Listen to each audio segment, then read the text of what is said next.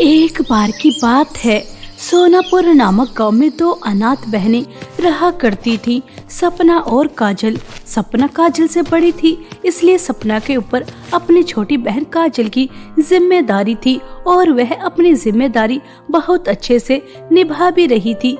वो गांव के एक बुटीक पर काम किया करती थी। सपना को बहुत ही ज्यादा अच्छी सिलाई आया करती थी, लेकिन सपना को कभी भी उसके हुनर या उसकी मेहनत के ज्यादा पैसे नहीं मिलते थे।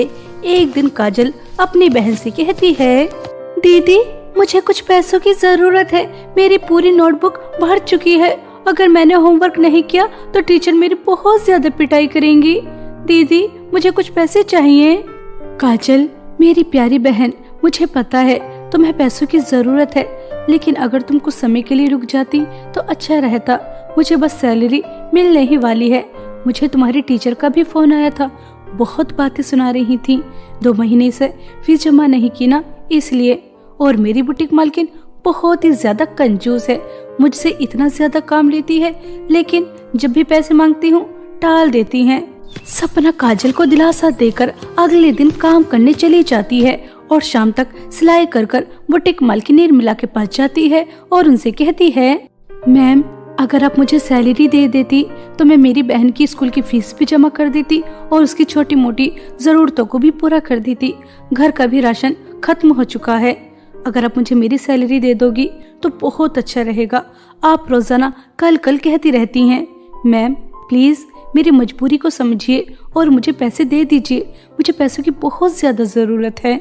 यह क्या सपना, जब देखो भिखारियों की तरह मेरे आगे हाथ फैलाती रहती हो, मैम पैसे दे दो, मैम पैसे दे दो। तुम्हारी रोज रोज की चिक चिक सुनकर मैं परेशान हो चुकी हूँ। तुम जैसी गरीब अनाथ की तो परेशानी कभी खत्म होती ही नहीं है। कल से मेरे बुटीक पर काम करने की कोई जरूरत नहीं है, तुम जा सकती हो। मेरा मूड सारा खराब कर दिया। मगर मैम मैं मेरे 2 महीने की मेहनत के पैसे वो भी नहीं देंगी, यह तो गलत बात है। आप एक गरीब लड़की के ऊपर अत्याचार कर रही हैं, उसके पेट पर लात मार रही हैं। आपको ऐसा नहीं करना चाहिए। मेरी मेहनत के तो पैसे मुझे दे दीजिए। अब तू जाती है या नहीं, या फिर मैं तुझे धक्के मार के निकालूं? तू मुझे जानती नहीं है। अगर तूने मेरे सामने ज्यादा बक की तो तेरे ऊपर झूठा इल्जाम लगाकर तुझे पुलिस के भी हवाले कर सकती हूँ। इसलिए तेरा फायदा इसी में है, चुपचाप यहाँ से 9-2-11 हो जा। बेचारी सपना निर्मला से डर जाती है और वो अपनी मेहनत की 2 महीने की कमाई छोड़कर आ जाती है और एक जगह बैठकर बहुत रोती है। अब मैं काजल को क्या जवाब दूंगी? थोड़े बहुत जो पैसे जोड़ के रखे थे वो 2 महीने के खर्चे में खर्च हो गए। अब तो राशन भी खत्म हो गया। काजल ने मुझसे नोटबुक के लिए पैसे मांगे थे और अब मुझे मेरी बहन से ये कहना पड़ेगा वो स्कूल नहीं जा सकती। उससे और मुझे अब दाने दाने के लिए तरसना पड़ेगा। इतनी जल्दी मुझे नौकरी कहाँ से मिलेगी?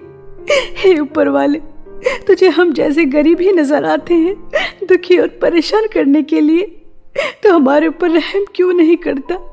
बचपन में ही हमसे हमारे माता पिता छीन लिए और उसके बाद भी परेशानियों पर परेशानियां देता ही रहता है। हम गरीब बहनों के ऊपर थोड़ा तो रहम कर। मैं मेरी बहन को क्या खिलाऊंगी? ऐसा सोचकर सपना बहुत रो रही थी कि तभी एक अमीर औरत खाने की थालियां गरीब लोगों में बांट रही थी। सपना तुरंत अमीर औरत के पास जाती है तो उसके पास सिर्फ एक ही थाली बची थी और वह उस औरत से वह थाली लेकर घर आ जाती है और काजल को खाने के लिए देती है। काजल खाना खा रही थी और वह अपनी बहन से कहती है, दीदी यह खाना तो बहुत ही ज्यादा स्वादिष्ट है। कितने दिन बाद इतना ज्यादा स्वादिष्ट खाना खाने के लिए मिल रहा है। दीदी आपकी सैलरी कब मिलेगी? घर का राशन खत्म हो चुका है। अरे मैं तो मजे मजे में खाती जा रही हूँ, आपसे तो पूछ ही नहीं रही। दीदी आप क्यों नहीं खा रही? आइए मेरे साथ खा लीजिए। अरे नहीं नहीं काजल, तुम खाओ। मुझे भूख लगी थी तो मैंने अपनी थाली बाहर खा ली थी और तुम्हारे हिस्से की यहाँ लेकर आ गई। अब मैं एक कण का दाना भी नहीं खा सकती क्योंकि मैंने बहुत ज्यादा खा रखा है। पेट बिल्कुल फुल है, अगर कुछ भी खाया तो पेट फट जाएगा। अगर तुमसे कुछ बचता है तो अपने लिए कल के लिए रख देना, ठीक है? ठीक है दीदी, खाना तो बहुत ही ज्यादा स्वादिष्ट है, मैं कल के लिए रख देती हूँ। ऐसा कहकर काजल जो खाना बचता है वह अपने लिए कल के लिए रख देती है और बेचारी सपना अपनी बहन के लिए भूखी रहती है ताकि उसकी बहन को खाना मिलता रहे, और वो आंखों में आंसू लेकर सो जाती है और अगले दिन काम ढूंढने के लिए निकल जाती है। तभी सपना की नजर एक बुटीक के ऊपर जाती है। वो गांव में अभी नया नया खुला था और वह उस बुटीक के अंदर जाती है और उनसे नौकरी मांगती है। तभी वह बुटीक मालकिन सुजाता कहती है, हाँ हाँ क्यों नहीं, मैंने इस गांव में नया बुटीक खोला है और मुझे एक अच्छे डिजाइनर की बहुत ज्यादा जरूरत है।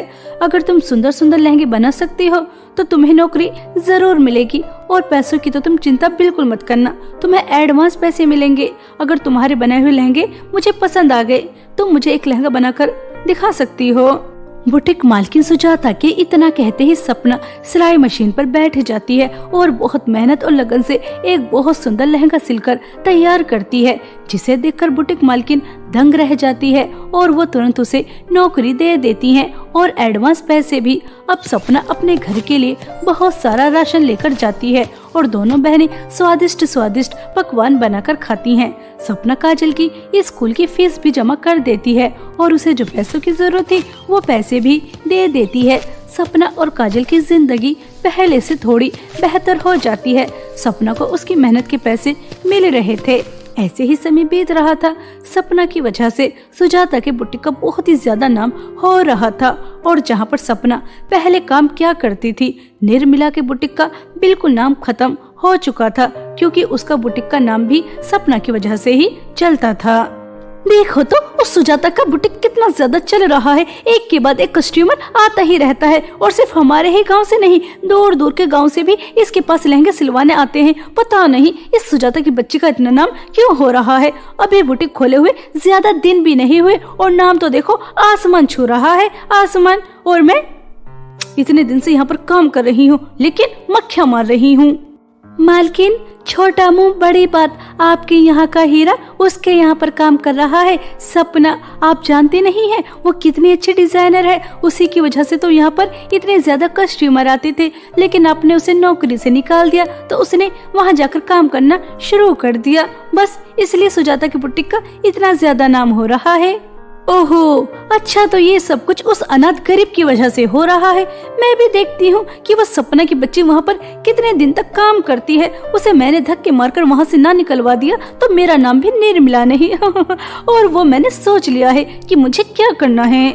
ऐसा सोचकर निर्मला बेचारी सपना गरीब को बर्बाद करने का सोच लेती है।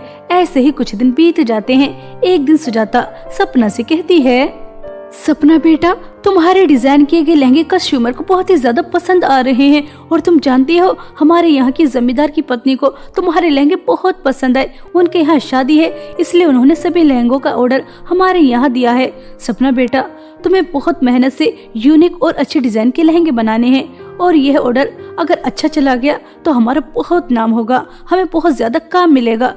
तुम 2 दिन में 4 लहंगे बना तो दोगी ना? मैम, मैं रात दिन मेहनत करूंगी और एक से बढ़कर एक यूनिक और अच्छे डिजाइन का लहंगा बनाऊंगी, आप चिंता मत कीजिए। मगर मैम, मुझे आपसे कुछ चाहिए था। हाँ हाँ बोलो, तुम बिल्कुल मेरी बेटियों की तरह हो, तुम्हें मुझसे क्या चाहिए? मैम, मेरी छोटी बहन काजल का कल जन्मदिन है। आपको तो पता ही है हम दोनों बहनों का इस दुनिया में कोई नहीं है। काजल मुझे ही सब कुछ मानती है, माँ भी पिता भी, इसलिए मैं चाहती हूँ उसका जन्मदिन मैं बहुत धूमधाम से सेलिब्रेट करूँ। मुझे कुछ पैसों की जरूरत है, मैं उसके जन्मदिन पर उसे हर खुशी देना चाहती हूँ। ठीक है सपना, तुम्हें पैसे मिल जाएंगे, पैसों की चिंता मत करो। लेकिन बेटा, अपनी बहन के जन्मदिन सेलिब्रेट करने के चक्कर में लहंगे बनाना मत भूल जाना, और जब लहंगे तैयार हो जाए तो तुम उन्हें जमींदार के यहाँ पर पहुँचा देना। मुझे काम के सिलसिले से मुंबई जाना है, ठीक है? सपना की खुशी का कोई ठिकाना नहीं था और वो बहुत मेहनत से अच्छे अच्छे डिजाइन के लहंगे बनाती है और अपनी बहन के जन्मदिन के लिए सारी तैयारियां करती है। उसके सभी दोस्तों को बुलाती है, बहुत बड़ा केक मंगाती है और उसके लिए बहुत सुंदर ड्रेस भी तैयार करती है। काजल यह सब देखकर बहुत खुश होती है, उसकी आंखों में आंसू आ जाते हैं और वो अपना जन्मदिन बहुत धूमधाम से सेलिब्रेट करती है और अपनी बहन से कहती है, सच में दीदी, आप दुनिया की सबसे सबसे अच्छी बहन है। आपने मुझे कभी भी माँ पिताजी की कमी महसूस नहीं होने दी और आज आपने मेरा इतना ही धूमधाम से जन्मदिन सेलिब्रेट किया। सच में मैं तो हैरान ही हो गई। आप बहुत अच्छी हैं, बहुत अच्छी। अच्छा, अब ज्यादा मक्खन लगाने की जरूरत नहीं है। मैं हमेशा तुम्हारा ऐसा ही ख्याल रखती रहूंगी। अब तुमने अपना जन्मदिन सेलिब्रेट कर लिया है, मुझे काम करने दो। लहंगे भी बनाने हैं, वो बहुत ही अर्जेंट हैं। ऐसा कहकर सपना अपना काम करना शुरू कर देती है। वह बुटीक पर भी काम करती और घर पर भी बिल्कुल भी सोती नहीं है और 2 दिन के अंदर अंदर बहुत सुंदर 4 लहंगे बनाकर तैयार कर देती है। निर्मला ने सपना के ऊपर नजर रख रखी थी और जैसे ही लहंगे बनकर तैयार होते हैं वो सभी लहंगे जला देती है और ऐसा कर बहुत ही ज्यादा खुश होती है। अगले दिन जब सपना बुटीक पर जाती है और वह लहंगे जलते हुए देखती है तो उसके पैरों तले जमीन खिसक जाती है। पीछे से सुजाता भी आ जाती है और वह यह सब नजारा देखकर गुस्से से लाल पीली हो जाती है और सपना को जोर से थप्पड़ मारकर कहती है, सपना, यह मैं क्या देख रही हूँ? मेरे बुटीक में आग क्यों लग रही है? और तुमने जमींदार के यहाँ अभी तक लहंगे भी नहीं पहुँचाए। उनके यहाँ से फोन आ रहा है, कल शादी है। मेरे पीछे यहाँ क्या हो रहा है? मुझे तो कुछ भी समझ में नहीं आ रहा। सपना, मैं तुमसे कुछ पूछ रही हूँ। मैम, मेरी भी कुछ समझ में नहीं आ रहा, यह सब कुछ कैसे हो गया। मैंने तो बहुत सुंदर लहंगे बनाकर तैयार किए थे और आज उन्हें देने ही जा रही थी, लेकिन यह सब देखकर मैं खुद हैरान हूँ। मैंने बहुत मेहनत से लहंगे बनाए थे, मेरी बात का विश्वास कीजिए। सुजाता, मैं तुम्हें बताती हूँ, इस मासूम चेहरे के ऊपर मत जाना। ये बहुत ही चालाक और चतुर लड़की है। पहले मेरे यहाँ पर काम करती थी, लेकिन इसने मेरा बहुत बड़ा नुकसान किया, इसलिए मैंने इसे धक्के मारकर निकाल दिया। वरना तुम्हें बताओ, इतनी अच्छी डिजाइनर को मैं क्यों निकालती। अब इसने ऐसा तुम्हारे साथ किया जैसे इसने मेरे साथ किया था। पता नहीं, मेरे तो ये समझ में नहीं आ रहा कि ये हम जैसी अच्छी बुटीक वालों के साथ ऐसा क्यों करती है। इसकी हमसे क्या दुश्मनी है? सुजाता मैम, यह औरत बहुत छोटी है, ऐसा कुछ भी नहीं है। बल्कि इसने तो मेरी 2 महीने की मेहनत की कमाई भी नहीं दी, वो भी इसने अपने पास रख ली। ऐसा कुछ भी नहीं है। मैं तो आपको बर्बाद करने के बारे में सोच भी नहीं सकती। सपना, अब मैंने तेरा असली चेहरा देख लिया है। मैं जितनी अच्छी हूँ उतनी बुरी भी हूँ। मैंने तेरे साथ कभी बुरा नहीं किया और तूने मेरे साथ इतना बुरा किया। अगर मुझे कल तक 10 लाख रुपए नहीं मिले तो मैं तुझे और तेरी बहन को सलाखों के पीछे पहुँचा दूंगी और वो मुझे नहीं पता कि तू कहाँ से लाकर देगी। मुझे 10 लाख रुपए चाहिए। यह सुनकर सपना के पैरों तले जमीन खिसक जाती है कि वह 10 लाख रुपए वो भी कल तक कहाँ से लेकर आएगी। वो सुजाता के सामने बहुत रोती है, गिड़गिड़ाती है, लेकिन सुजाता उसकी एक नहीं सुनती। निर्मला जैसा चाहती थी वैसा हो जाता है और वह बहुत खुश होती है। सपना उदास होकर अपने घर जा रही थी और वह बस उदास मन से चले जा रही थी और वह एक अलग ही दुनिया में पहुंच जाती है। वहाँ पर 3 लहंगे चमचमा रहे थे। एक सोने की तरह चमक रहा था, दूसरा हीरे की तरह चमक रहा था और तीसरा चांदी की तरह चमक रहा था। तीनों लहंगों को देखकर सपना कहती है, अरे यह मैं चलते चलते कहाँ आ गई। मैं कहाँ पर हूँ? यह बगीचा कितना ज्यादा सुंदर है और इस बगीचे में यह सुंदर 3 लहंगे और तीनों ही लहंगे इतने ज्यादा महंगे। एक सोने का, दूसरा चांदी का और तीसरा हीरे का। अगर मैं यह तीनों लहंगे अपने साथ ले जाऊं तो मुझे बहुत ज्यादा पैसे मिल जाएंगे और उसके बाद मैं सुजाता मैम के सभी पैसे लौटा दूंगी। फिर वो मुझे और मेरी बहन को सलाखों के पीछे नहीं पहुंचाएंगी। अरे सपना, तुम पागल हो? ऐसा क्यों सोच रही हो? यह गलत बात है। पता नहीं यह किस बेचारे के होंगे। मैं अपने फायदे के लिए दूसरे का नुकसान नहीं कर सकती। मुझे ये लहंगे अपने साथ नहीं लेकर जाने चाहिए। ऐसा सोचकर सपना वहाँ से उन तीनों चमकते हुए लहंगों को छोड़कर आने लगती है कि तभी उसके सामने एक बहुत सुंदर परी आ जाती है और वो सपना से कहती है, सपना, तुम परी के जादू 3 लहंगे छोड़कर कहीं नहीं जा सकती। यह तुम्हारे हैं, इन्हें तुम अपने साथ लेकर जाओ। मेरी आंखों के सामने इतनी ज्यादा सुंदर परी, मैं सच में परी को देख रही हूँ। मैंने तो बस बचपन में अपनी माँ से सुना था जब वो मुझे परियों की कहानियाँ सुनाया करती थी, लेकिन सच में मेरे सामने इतनी ज्यादा सुंदर परी आ गई। यह तो कहानी से भी ज्यादा सुंदर है। परी जी, यह आपके जादुई लहंगे हैं, मगर यह मैं कैसे लेकर जा सकती हूँ? सपना, मुझे तुम्हारे बारे में सब पता है। मैं हमेशा इसी तरह पृथ्वी के अच्छे, नेक और जिनके मन में लालच नहीं होता उनकी ऐसे ही मदद करती हूँ। मुझे पता है कि तुम्हारे साथ क्या हुआ है और तुम्हें पैसों की कितनी ज्यादा जरूरत थी, लेकिन फिर भी तुमने इन लहंगों को देखकर लालच नहीं किया, इन्हें अपने साथ नहीं लेकर गई। इसलिए यह मेरे लहंगे तुम्हारे हैं। एक लहंगे से तुम्हें सोना मिलेगा और हीरे वाले लहंगे से तुम्हें हीरे और चांदी वाले लहंगे से तुम्हें अपनी सुजाता मैम को सच्चाई दिखानी है कि तुम बेगुनाह हो, तुमने कुछ भी नहीं किया। मेरे जादू 3 लहंगों की मदद से तुम्हारी जिंदगी में खुशियाँ आ जाएंगी।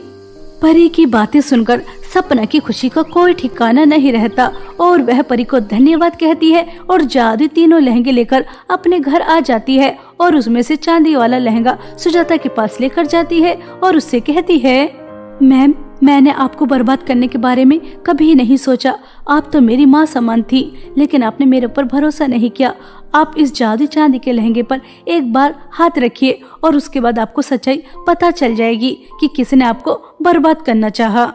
सुजाता जैसे ही जादू चांदी के लहंगे पर हाथ लगाती है तो उसे सब नजर आ जाता है कि किस तरह सपना ने रात दिन मेहनत कर कर डिजाइनर लहंगे तैयार किए थे और किस तरह निर्मला ने उसकी मेहनत को आग के हवाले किया था। सुजाता को सच्चाई पता चल जाती है और वह सपना से माफी मांगती है और उसके बाद निर्मला को पुलिस के हवाले करा देती है। निर्मला को उसके बुरे कर्मों की सजा मिल जाती है और सपना को उसके अच्छे स्वभाव और नेक दिल की वजह से परी के जादू 3 लहंगे मिलते हैं, जिनकी मदद से वह अपनी बहन के साथ एक हंसी खुशी जीवन व्यतीत करती है। अब उसकी जिंदगी में किसी चीज की कोई कमी नहीं थी और वह अपने साथ साथ गरीब और परेशान लोगों की भी बहुत मदद करती है।